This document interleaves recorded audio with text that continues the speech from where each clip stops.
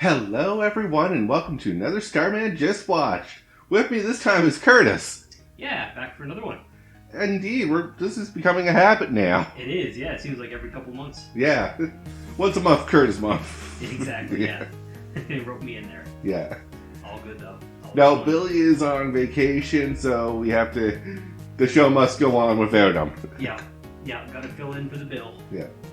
And normally when we have Curtis on the show, we'll do either an animated movie or a horror movie, apparently. That seems to be the two at least strive towards. Those tend to be the ones that I gravitate towards, for sure. Yeah. Yep. So this one, The Ritual. Yes. So you want to give a simple plot? Yeah, so a bunch of merry lads from jolly old England, they decide that a nice hike in the Sweden wilderness would do them some good. So they gear up or get planned to do that, but sadly just before this trip happens, tragedy strikes and one of their merry bunch gets killed in a convenience store robbery. And the survivor, there's two of them in the convenience store at the time. The survivor is carrying some heavy guilt with him as they set out on their trip several months later. And they get on their merry way, pay tribute to their friend, and then things start to go real south from there. Yeah. Yeah. One of the group gets injured. They decide to take a quick shortcut, which, those are always good in these kind of movies. And instead of going the long way, they decide to make a detour through the woods of Sweden, which is home to all sorts of nice things, as you imagine. Yeah. That is basically the plot of the movie. Yeah. with the various happenings in the woods being the main focus. Indeed. Yeah. So, first impressions on this movie. Yeah, so for me, I'm always down for two things in horror movies, and this movie checked both of them. I love woods horror. I find that to be an extremely enjoyable form of horror, just something god-awful lurking in the woods. Yeah. And I'm also a huge fan of cults, anything cults in general, and that is also a part of this movie. Which is odd, because you have not played Cult of the Lamb. Yeah, that's more of a gameplay thing, I suppose, than anything. But I expect I probably would enjoy it if I did. Yeah. You sounds like you enjoyed that one. Yeah, but we're not here to talk about that. No, maybe another day. Yeah. But no, I do like crazy cults, so that's always a check on mine. Always good. And yes, the creepy lurking thing in the woods. Because two places I never want to be, in the ocean and in the middle of the woods. Yeah, it's such a good setting. Like you're playing in the thing's home turf, and you have no recourse. Like all around you is just miles and miles of this thing's home turf. Yeah. And all you've got is your little band of buddies trying their very best. Yeah. I like horror movies where the odds are stacked against you because, one, you're in its home turf. It knows the layout way better than you can never figure it out. Yeah. And you got little to nothing to fight back with. Yeah. Exactly. And like you said, the woods and the ocean, for both of those are both the areas that humanity has at least jurisdiction over. Yeah. Just on this planet, I would say. Just the deep woods and the deep ocean, nobody fucks with that. Yeah. Those are for the other things that live on this planet, not for people. Pretty much. Yeah. So anything goes out in those dark woods. Yeah. Yes. So the other thing I look forward to in this is monster design, and when do we see the monster? Yeah. And I felt this did a really good job of, one, designing the monster. Yeah. Try to describe this thing. The best I could come up with towards the end when you finally see the thing is, it looks like a deer with a corpse hanging off of it upside down. That's probably the best I can muster. Yeah. Like, that is a good monster design. One where it's like, I can't describe what I just saw. The funny thing is, you go all this time in the movie having a creature lurking around that you can't see, and you finally get a look at it and you're like, what am I looking at? Yeah. That's always the best. Oh yeah. You're like, I wish I never saw this, actually. I would delete this from my mind if I could. Yeah. Yeah. Yeah, that's some good creature design. Yeah, it's I like watching these movies for the creature design reveal is half the fun, right? Like, Yes. seeing what the thing eventually looks like. Yeah. Definitely a big part of the appeal.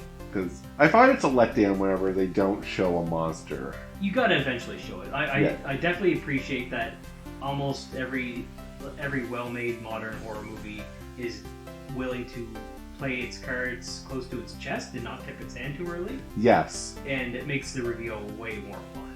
Yeah. I like that in this one, you get quick glimpses of it. Glimpses, exactly. Even if you were to freeze frame, you still wouldn't be able to make out what it was. Yeah, you can make out the antlers, you can make out some general, spindly limbs here and there. Just enough that you know somewhat what you're dealing with, but the full picture is always just fun to behold. Yeah. Yes. So we'll go for the story beat. So we already kind of talked about their reasoning for going into the woods. Yes. Was hiking trip, Buddy gets injured, we need a shortcut to get him back to the lodge quicker. Yep. And this is where I'm like, things are going to go really bad for you guys. This is the worst plan. Yeah. The good old woods shortcut. Yeah. And first we find strung a bear in the woods. Or deer or something. It was I think it was a carcass. I think it had antlers. But yeah, it was huge. Like, it wasn't some tiny little thing. This was a gigantic animal strung up. Yeah. Like, if you're Canadian, you would say it was a moose, but I think it was an elk. Yeah, it was it was along those lines. Yeah. And, yeah, you come across that, and it's like, hey, it's still dripping blood, meaning that's a fresh kill. Yes. Do we turn around now? No, we'll just go around it. just keep braving. Yeah. Keep toughing it out. Hey, there's a mysterious cabin in the middle of the woods. Guess we better sleep in it. Yeah, it's downpouring. We might as well sleep here for the night. Yeah. Okay, well, we're looking for firewood to start the fire so we can stay warm for the night. Let's check upstairs. Oh, there's a creepy ritual wicker thing upstairs. A headless wicker doll. Yeah. Just chilling with its with carrying a couple of antlers. Looks very wholesome. Yeah. Surely we should leave the cabin and just pitch some tents nearby or something. No, we're good. We'll just stay here. Just hang out downstairs. Who cares if the owners come back, Yeah. Who cares if the owners were here or going to be back here? Yeah. And then we all experience nightmares. Yes. And so, as you might guess, those nightmares are tied directly into the trauma of the convenience store gone wrong for the main character, Luke. For our main character, Luke. Yeah. Dom sees basically a vision of the future, and we don't see really what the other guys. The only thing we get is Phil, like kind of the supernatural believer. Yeah, he kind of gets more. He gets hit harder than the rest in terms of being possessed by this thing, I guess you'd say, because you find him in the morning praying to that wicker man. So he's not looking so hot. Yeah. Yeah, so they all wake up feeling not so well rested and set out again. They obviously are shitting themselves at this point, trying to figure what to do.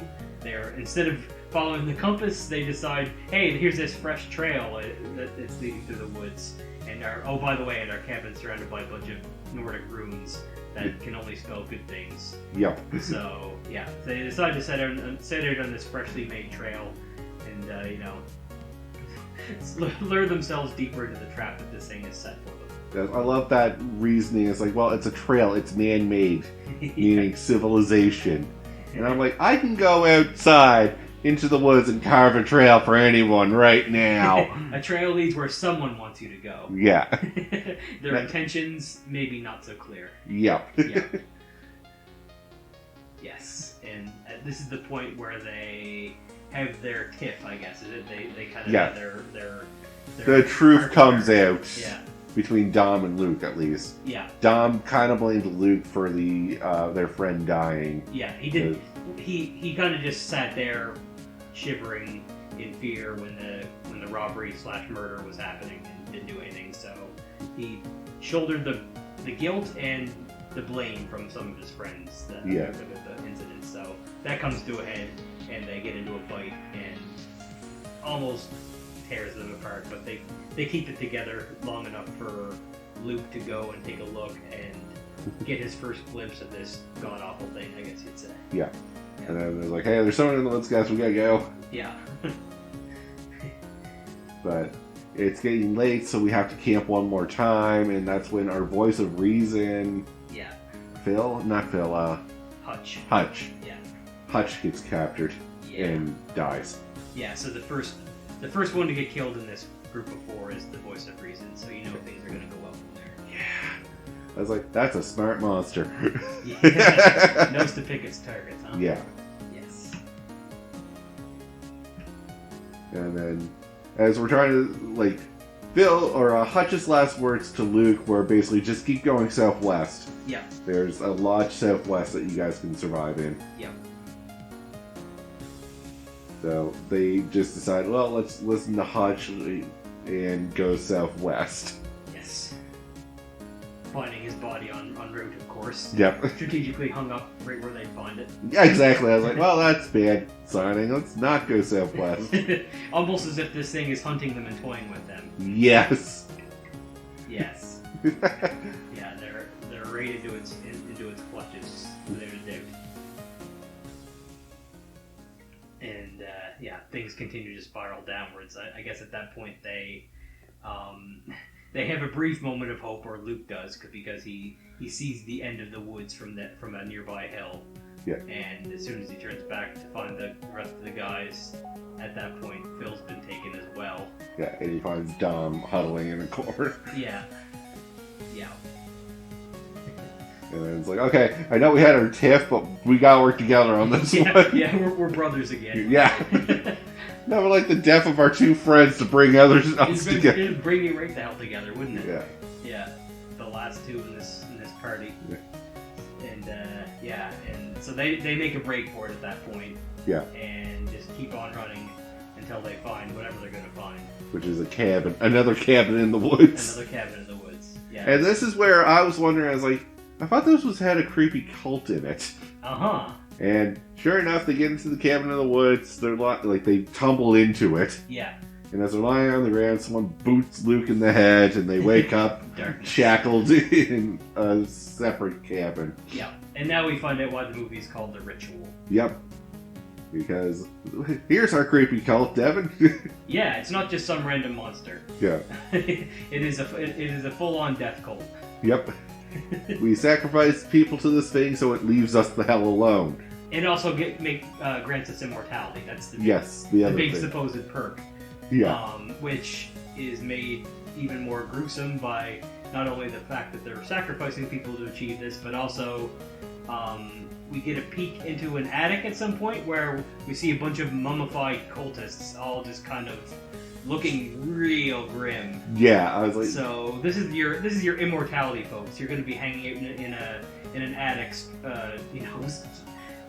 looking like a goddamn mummy. Yeah, and mumbling to yourself. Like, I don't think they were even being coherent. No. They might have been chanting some ritual, Yeah. but it more felt like their minds are gone. This is not a good immortality. No. This is not.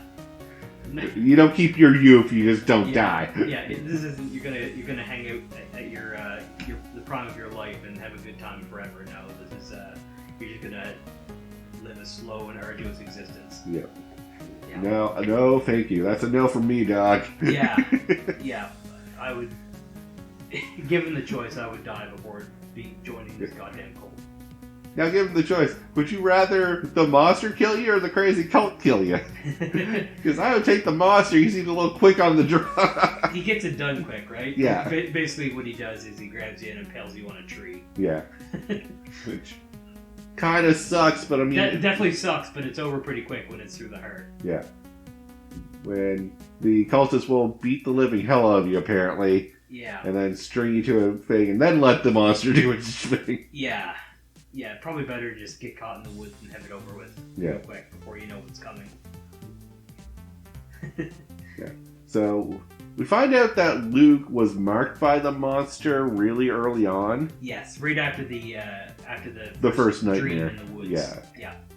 Because he has these 5, claw marks in his chest. Yes. And then the cultists show him their claw marks, and he's like, you're marked to be a part of our cult. Yes.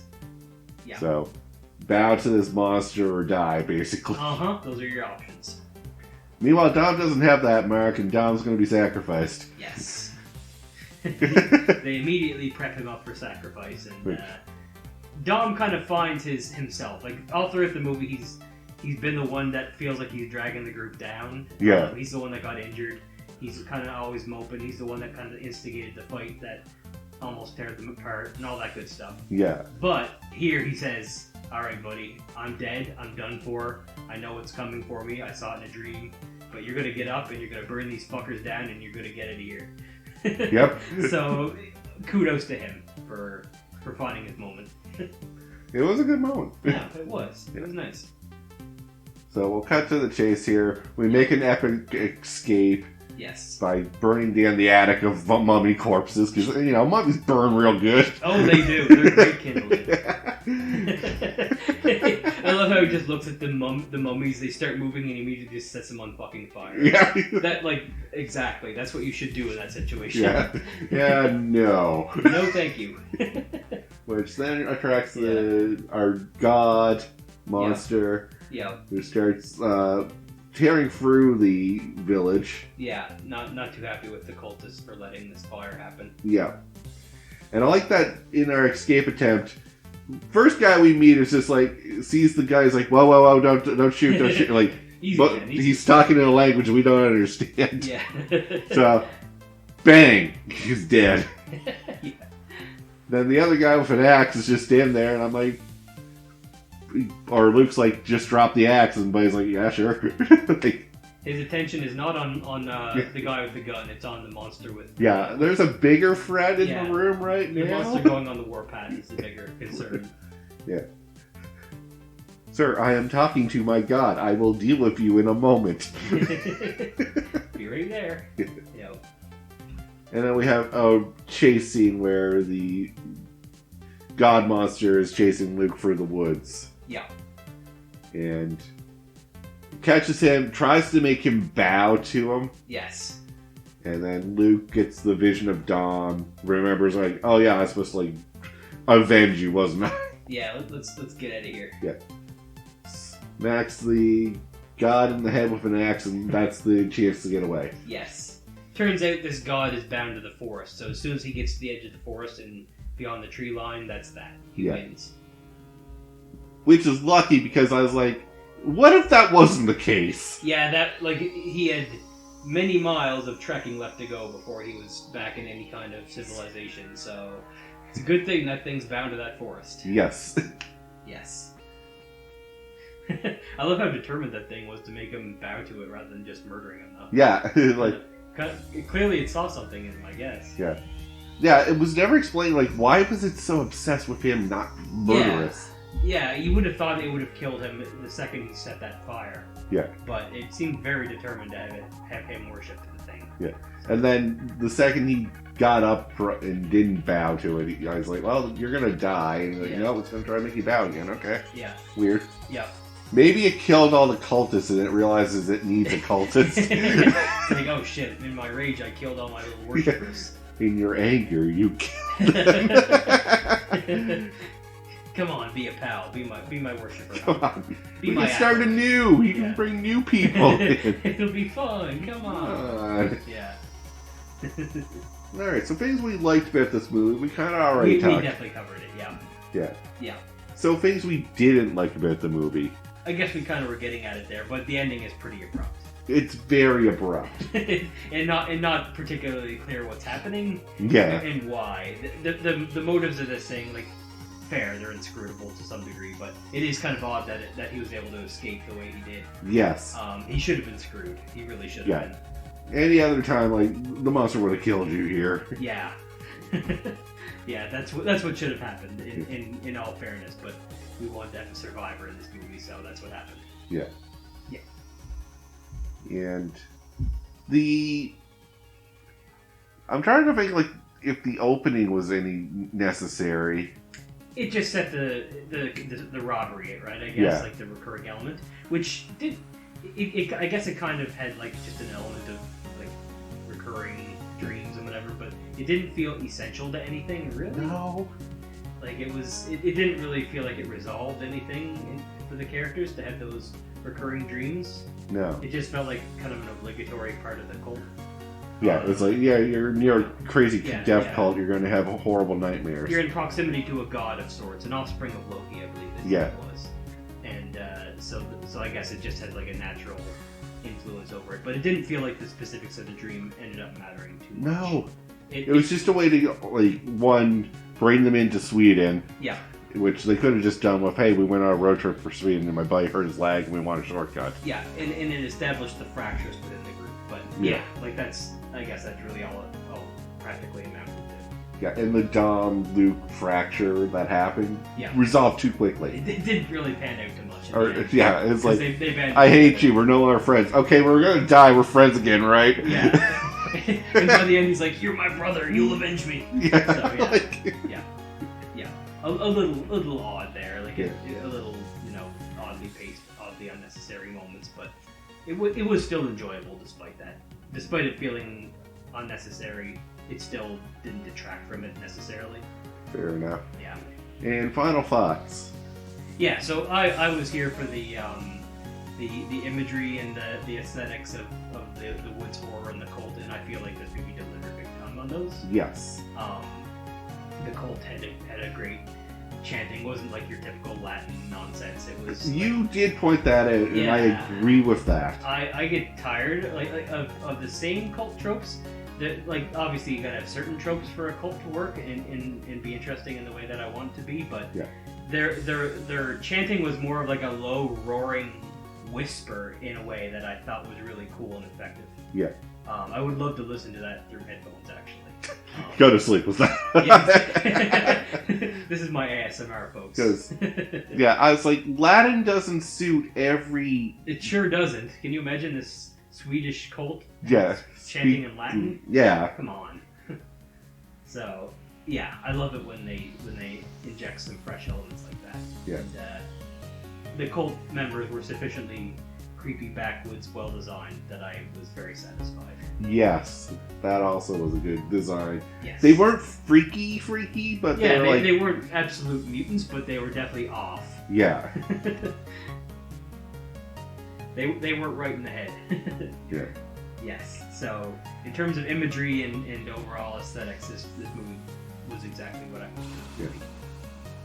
So the only thing that really stands out, the monster design is a really good design. Yes. One of the better ones I've seen in these kind of movies. Yeah.